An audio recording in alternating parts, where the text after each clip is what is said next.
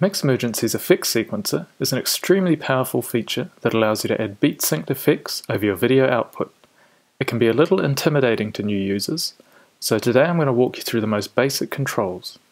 Detailed editing of the effects sequencer will be left to a separate tutorial.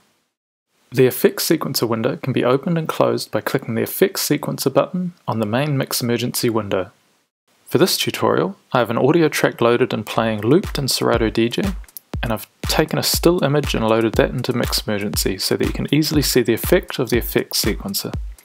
The current position of the effects sequencer is tied to the currently playing track, so if your effects sequencer isn't playing through the sequence, then it's likely that you don't have any videos loaded and playing in Serato DJ. The effects sequencer window consists of a number of controls, including a large matrix of buttons that control the effects sequence. The first control that you'll notice is the Mix control knob.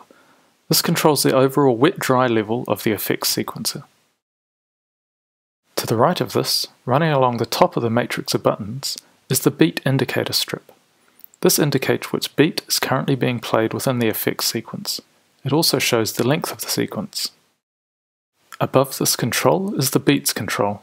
This is used to select the number of beats for the sequence. Changing this will affect the number of beats shown in the beat indicator strip. To the right of the beats control is the rate control. This can be used to increase or decrease the rate of the sequence in relation to the speed of the underlying video. For example, selecting the option 2 will double the rate of the effects sequence.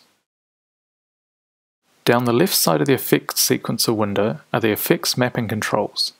Clicking on these will open a pop-up window that allows you to edit in detail the effect and animation within the sequence. To the right of the effects mapping controls are buttons for enabling and disabling a row from the effects sequence.